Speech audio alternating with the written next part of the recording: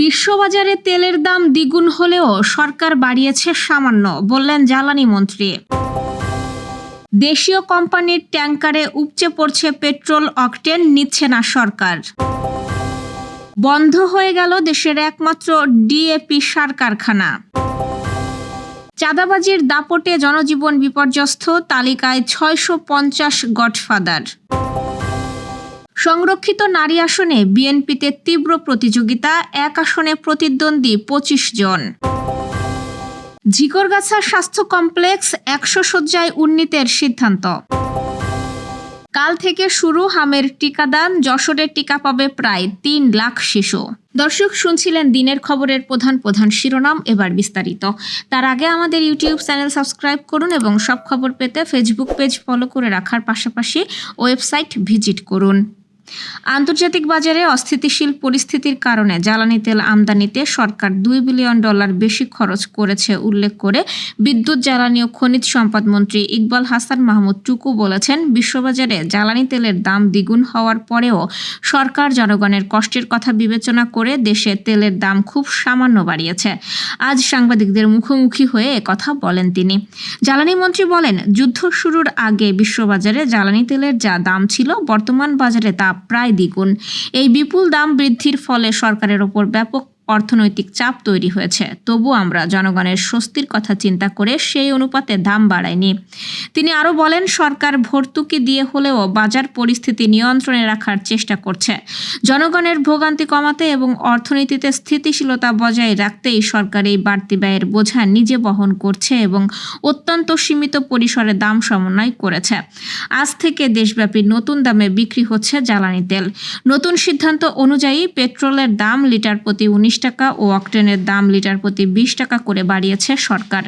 সেই সঙ্গে ডিজেলের দাম বেড়েছে প্রতি লিটারে 15 টাকা। এর ফলে বর্তমানে প্রতি লিটার অকটেনের দাম দাঁড়িয়েছে 140 টাকা, পেট্রোলের দাম হয়েছে 135 টাকা এবং ডিজেলের দাম হয়ে গেছে 115 টাকা। নতুন সিদ্ধান্তে দাম বাড়ানো হয়েছে কেরোসিনেরও। ভোক্তা পর্যায়ে প্রতি লিটার কেরোসিন এখন বিক্রি হচ্ছে 130 টাকায়। দেশে জ্বালানি তেলের সরবরাহ ও বিতরণ নিয়ে নতুন করে জটিলতা তৈরি হয়েছে। দেশীয় কোম্পানিগুলোর ট্যাঙ্কারের পেট্রোল ও অকটেন উপচে পড়লেও তা গ্রহণ করছে না সরকারি সংস্থা বাংলাদেশ পেট্রোলিয়াম কর্পোরেশন। ফলে একদিকে পাম্পে দীর্ঘ লাইন, অন্যদিকে উৎপাদনকারী প্রতিষ্ঠানে তেল জমে থাকায় দ্বৈত পরিস্থিতি তৈরি হয়েছে।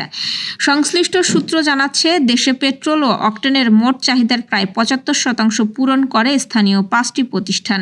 এর মধ্যে 4টি বেসরকারি ও 1টি সরকারি। প্রতি মাসে দেশে প্রায় 75,000 টন পেট্রোল ও অকটেনের প্রয়োজন হয়।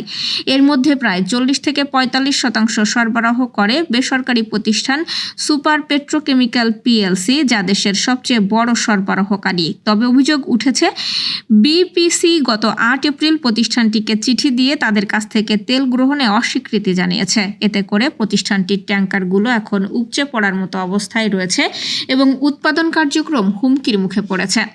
মন্ত্রণালয়ের একটি সূত্র জানাচ্ছে, দেশের বিভিন্ন পাম্পে 1 থেকে 2 কিলোমিটার পর্যন্ত লাইন তৈরি হওয়া এবং সাধারণ মানুষের ভোগান্তির বিষয়টি নিয়ে প্রধানমন্ত্রী তারেক রহমান একাধিক বৈঠক করেছেন। তিনি পরিস্থিতি নিয়ন্ত্রণে প্রয়োজনীয় নির্দেশনা দিয়েছেন এবং জ্বালানি খাতে কোনো অব্যবস্থাপনা রয়েছে কিনা তা খতিয়ে দেখার নির্দেশও দিয়েছেন। এদিকে দেশে অকটেন মজুদের সক্ষমতা 53,000 টন হলেও বর্তমানে মজুদ রয়েছে প্রায় 55,000 টন। এর মধ্যেই 10 এপ্রিল 37,000 টন অকটেন নিয়ে একটি জাহাজ আসায় বিপিসি আরও চাপের মধ্যে পড়েছে বলে জানা গেছে। চট্টগ্রামের আনোয়ারা উপজেলার রাঙ্গাদিয়ায় অবস্থিত দেশের একমাত্র রাষ্ট্রীয় মালিকানাধীন ডাই অ্যামোনিয়া ফসফেট ডিএপি সার কারখানার কার্যক্রম অ্যামোনিয়া সংকটে বন্ধ হয়ে গেছে। শনিবার রাতে মজুদ শেষ হয়ে গেলে উৎপাদন বন্ধ করতে বাধ্য হয় কর্তৃপক্ষ। এর আগে গ্যাস সংকটের কারণে চিটাগাং ইউরিয়া ফার্টিলাইজার্স কোম্পানি ও কর্ণফুলী ফার্টিলাইজার্স কোম্পানি বন্ধ হয়ে যাওয়ায় ডিএপি সার কারখানার কাঁচামাল সরবরাহ স্থবির হয়ে পড়ে। মজুদ অ্যামোনিয়া দিয়ে কিছুদিন উৎপাদন চললেও তা শেষ হয়ে গেছে। শিল্প মন্ত্রণালয়ের অধীন বিসিআইসি নিয়ন্ত্রিত এই কারখানার দৈনিক উৎপাদন ক্ষমতা 800 মেট্রিক টন। 2006 সাল থেকে বাণিজ্যিক উৎপাদনে থাকা কারখানাটি এখন নতুন অ্যামোনিয়া সরবরাহ না পাওয়া পর্যন্ত বন্ধ থাকবে। দেশ জুড়ে বেপরোয়া চাঁদাবাজিতে সাধারণ মানুষ ও ব্যবসায়ীদের মধ্যে বাড়ছে উদ্বেগ ও ক্ষোভ। ফুটপাত থেকে শুরু করে শিল্প কারখানা, পরিবহন ও নির্মাণ খাতে চাঁদাবাজ সিন্ডিকেটের দৌরাত্ম্য বিস্তৃত হয়েছে। র্যাবের এক প্রতিবেদনে সারা দেশে অন্তত 650 জন চাঁদাবাজ গডফাদারের তালিকা হালনাগাদ করা হয়েছে। তবে রাজনৈতিক প্রভাব, মামলা না হওয়া এবং আইনি জটিলতার কারণে তাদের বিরুদ্ধে কার্যকর ব্যবস্থা নেওয়া কঠিন হয়ে পড়েছে। ভুক্তভোগীরা ভয়ে অভিযোগ করতে চান না, আর গ্রেপ্তার হলেও অনেক অভিযুক্ত দ্রুত জামিনে মুক্তি পাচ্ছেন। এতে চাঁদাবাজির প্রবণতা অব্যাহত রয়েছে। আইন শৃঙ্খলা বাহিনী বলছে, সুনির্দিষ্ট অভিযোগের ভিত্তিতে অভিযান চলছে এবং সরকার কঠোর অবস্থানের কথা জানিয়েছে। তবে বিশেষজ্ঞদের মতে দৃশ্যমান পদক্ষেপ না থাকায় জনমনে হতাশা আরও বাড়ছে। সংরক্ষিত নারী আসনে বিএনপির মনোনয়ন ঘিরে তৈরি হয়েছে তীব্র প্রতিযোগিতা। 36টি আসনের বিপরীতে প্রায় 900 নারী নেত্রী মনোনয়নপত্র জমা দিয়েছেন, যা অতীতের তুলনায় নজিরবিহীন।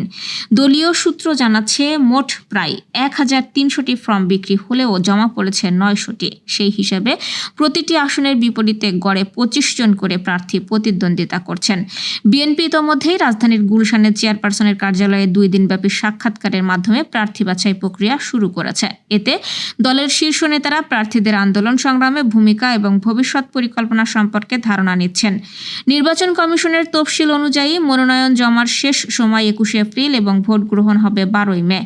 বিপুল সংখ্যক প্রার্থীর মধ্যে থেকে মাত্র 36 জনকে বাছাই করা বিএনপির জন্য বড় চ্যালেঞ্জ হয়ে দাঁড়িয়েছে। ফলে দলীয় নেতাকর্মী সহ সবার নজর এখন কারা শেষ পর্যন্ত মনোনয়ন পান সেদিকে। যশোরের ঝিকরগাছা উপজেলা স্বাস্থ্য কমপ্লেক্সকে 50 শয্যা থেকে 100 শয্যায় উন্নীত করার নীতিগত সিদ্ধান্ত নেওয়া হয়েছে। হাসপাতাল ব্যবস্থাপনা সমন্বয় কমিটির সভায় এই সিদ্ধান্তের কথা জানান এমপি ডাক্তার মোসলেউদ্দিন ফরিদ। সভায় চিকিৎসা সেবার মানোন্নয়ন, হাসপাতালকে দালাল মুক্ত রাখা, পরিষ্কার পরিচ্ছন্নতা নিশ্চিত এবং ব্লাড ব্যাংক স্থাপনের ওপর গুরুত্ব দেওয়া হয়। এছাড়া শিশুদের হামের টিকা শতভাগ নিশ্চিত এবং কমিউনিটি স্বাস্থ্যসেবা জোরদারের ওপর জোর দেওয়া হয়।